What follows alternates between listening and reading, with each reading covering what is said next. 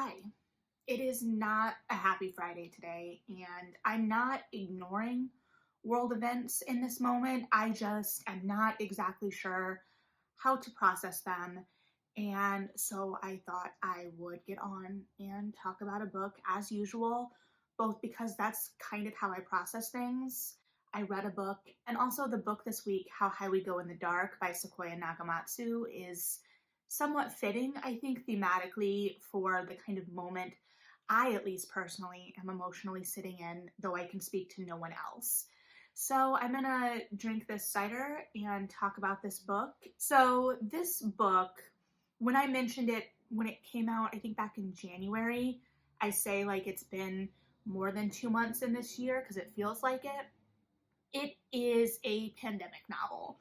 And so, right off the bat, know that. And if, again, you are not ready for those kinds of narratives, I completely understand and would actually urge you not to pick this one up quite yet. If you're not ready to start thinking about fiction in that way, which I didn't know if I was. And it is also going to be hard not to compare this to Two Paradise because that is my most recent read that sits in the kind of same thematic universe. And so if you're watching this and you're like, Melody, what the heck are you talking about? I did try and unpack that book as well a couple weeks ago to the best of my ability.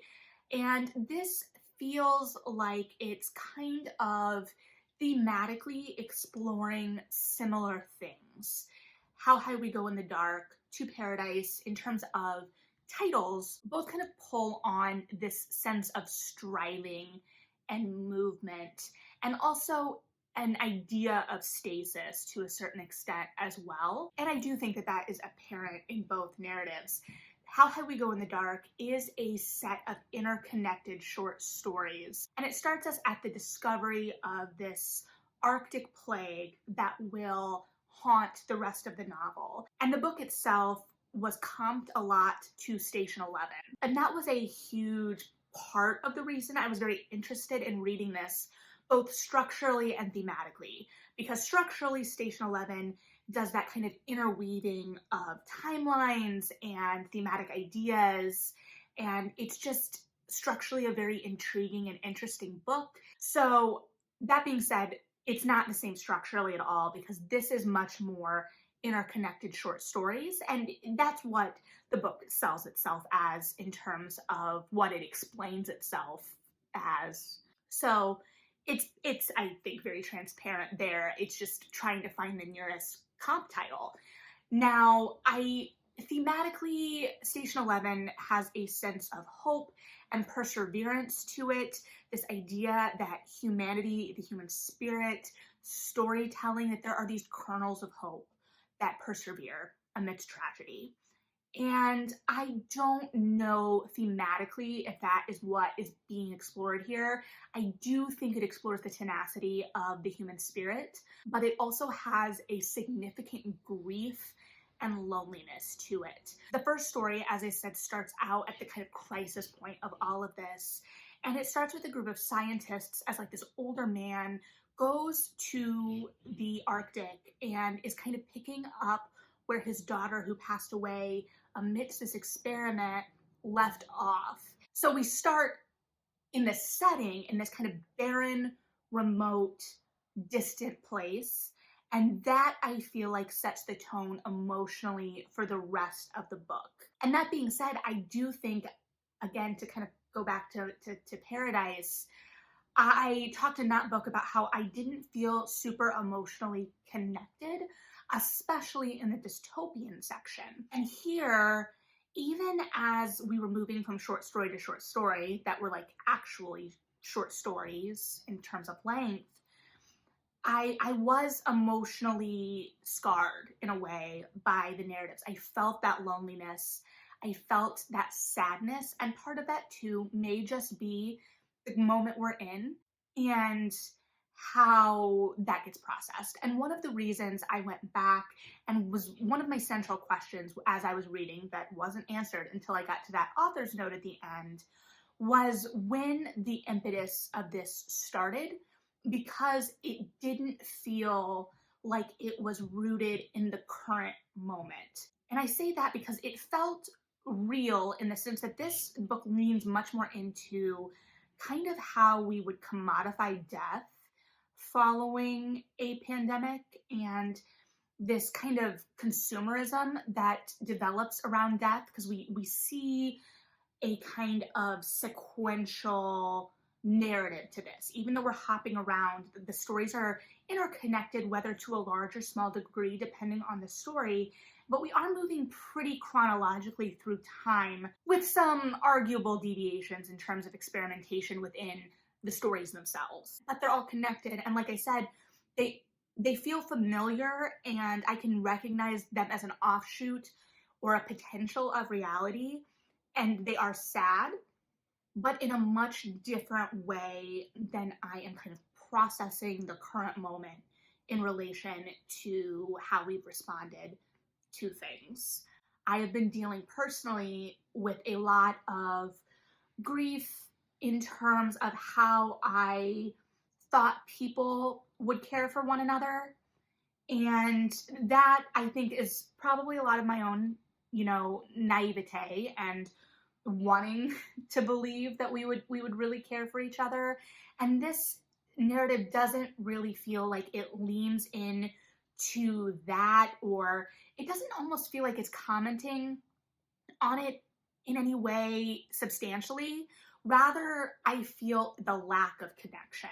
And I think that it's really striving to explore the sense of community within these narratives, because so many of our central characters in these stories are kind of pulled away from a larger community. And there are some stories later that explore what community starts to look like in this world and what that could mean. Like, there's a story where a street or a neighborhood shares a common urn for where they all put their ashes after death, and then there's like a hologram that they all get put into, and what that has come to mean, and this idea of community and death, but also what it means to not want to be part of that was really haunting. But toward the beginning, especially, of the narrative, it felt like we were much more isolated in our feelings that were being explored, in the plots of the stories themselves. And I'm not gonna lie to you, I almost gave up on this book in the second story. I think it was the second story. So in this world, the sickness first is shown in children, and lots of children are suffering and dying of this disease, this Arctic plague. And a theme park sprouts up as a way for families to enjoy one last day with their children and kind of make a decision for them in regards to end of life. And it was very hard for me to read that story. And the main character in that story was a comedian, but it was not played for laughs by any means. Rather, that was used to kind of highlight how awful everything was, and it made it even more macabre and sinister and sad. And it's not that I don't think that that story wasn't told with care. It was more that I wasn't necessarily ready to read that story. I finished it, clearly, because I finished the book, and I do think it was ultimately very successful because I had a very strong emotional reaction to that piece, but it's not something I think I'm going to revisit anytime soon, let alone at all. I just had a lot of trouble with that story. And those characters did show up later. We saw echoes of that storyline. Actually, I think that storyline I may have traced the most through. I don't know that these stories were as connected as I was anticipating, but I also think it kind of fits this idea, because it's exploring such kind of loneliness and the ideas of how we're connected in even the smallest ways, to have those kind of minute connections just bringing us through and seeing how things weave together in ways that we may not even think about or perceive, and that there is connection even in that loneliness. And I do think that that is a central idea of the book. One of the only passages I highlighted, I think, kind of dealt with that, and also I think illuminates a lot of my current mental state. It says, Once I asked her what she was doing, and she said she was just trying to keep track of it all because it didn't seem like anybody else noticed or cared that we kept making the same mistakes, that hate in a neighborhood or injustice in a state ran like poison through veins until another ice shelf collapsed or another animal went extinct. Everything is connected, she'd say, and I'd tell her, you're only one person and you only have one life. And I do think that that's almost kind of like the thematic central thesis of this book. How we see these characters to differing degrees, either working to change the world and sacrificing personally, or living in this kind of disrupted, unfulfilled personal stasis of sorts, and just how connected everything is even amidst that. And there is a lot of despair and sadness, like I said, which are synonyms. I recognize that. But at the same time, I also felt more hope, I think, in this narrative than in To Paradise, because I think there is something very recognizable in how human it was. And I think that this narrative really tapped into that humanity. It wanted us to connect emotionally. And I felt like To Paradise, in that dystopian section, especially anyway, it was keeping us at a distance in many ways, and both are being utilized in different ways for different ends. They don't have the same narrative goals or, structures or anything. So take all of that with a grain of salt. But I was very emotionally in the moment in a lot of these stories. Now, there were some stories I wasn't, and I was like, I don't know if we need this. And especially like the second half. The second half felt like we started to move outside of Earth. And I was very interested to see how we were going to kind of widen this world in a way and still focus in, hone in on that humanity and this idea of community and what we were going to build from that, both, from having to deal with the large scale ramifications of what was going on. But all of these stories kind of zoomed in on that, right? We were focused on the very personal, and the big scary societal things were on the periphery. So our characters were dealing with them. We were seeing them through their eyes, but we were zoned in on them, which I think was very effective storytelling. So I was interested in seeing where that was going to go and how that was going to play out in more of the kind of sci-fi vein we started to lean into a little bit, or maybe it was more just kind of like imaginative, speculative. It did move outside of the realm of the real a little bit, and some of the real of the actual novel felt a little extreme, but also familiar, especially in the commercialization, like I said, of death and grief. So I wanted to not believe that those scenarios were real or familiar. They wanted to feel like a little bit of playing with form, of exaggeration to make a point.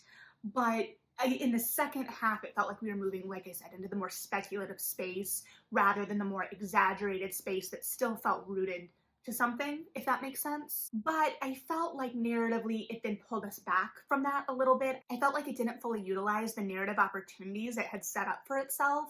And I was a little bummed out by that. And I don't know, because I think the ending kind of circled or tried to circle back to that idea. I don't know ultimately where the ending left me.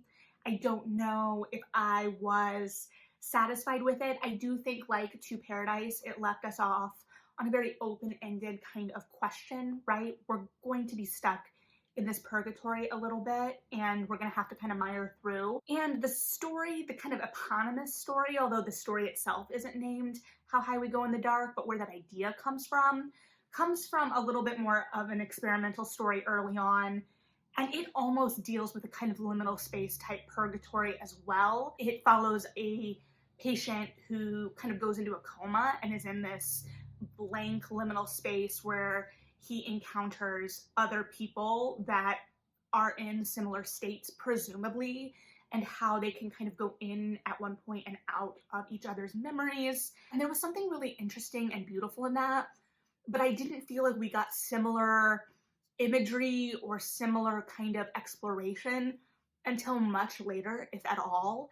And so it almost felt a little out of place. It felt like, especially like I said, in the second half, I was waiting for us to get to kind of a higher exploration. I didn't need answers by any means, but I kind of would have liked to see that delved into a little more. Additionally, I thought that the family that we kind of were introduced to in the first story was going to serve as a more central framing device because, like I said, everything's interconnected. So we do see little peaks of them occasionally, especially though in the second half, like when the second half starts, they're kind of introduced again. So I kind of primed myself to think that the ending was going to also circle back to them in kind of a full circle way because I'm incapable of thinking of anything better for that. But I don't think it did. And I say think because it's possible I could have misread it, I could have misinterpreted it.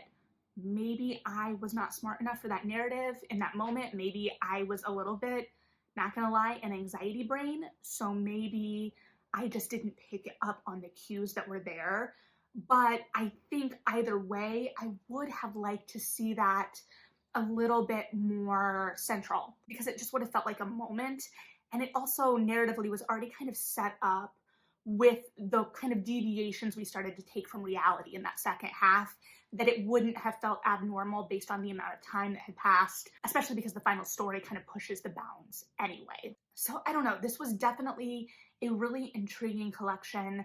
I definitely think it would have been something my book club may have gravitated toward before the state of the world. You know, we read Severance back in the day. So if you liked Station 11, if you liked Severance, if you liked the Book of M, The Wanderers, while The Wanderers doesn't deal with, you know, plague and sickness, I think all of them kind of explore similar emotional, tonal environments. But there is a lot to dig into here. So if you're not ready to kind of sit in those emotions, I would say maybe stay away from this one. I do wonder though, I say wonder like I didn't experience it, but it may be a way to start working through some grief as well, especially because it doesn't mirror our current reality too closely, a little closely. And like I said, that second story was very hard for me. But there's a possibility there that if you are emotionally ready for narratives similar enough to the current pandemic reality, this may help filter through some emotions. I don't know. I don't think that this book was what I expected going in. I don't know that I had real distinct ideas of what to expect going in, but it did feel different. And no, I cannot explain that in any way that makes sense. So if you read this one, I would be really interested to hear what you have to say, but thank you for hanging in there with me as I try and unpack these ideas, my emotions, all of it around this book. In the meantime, read something good, hang in there, and yeah,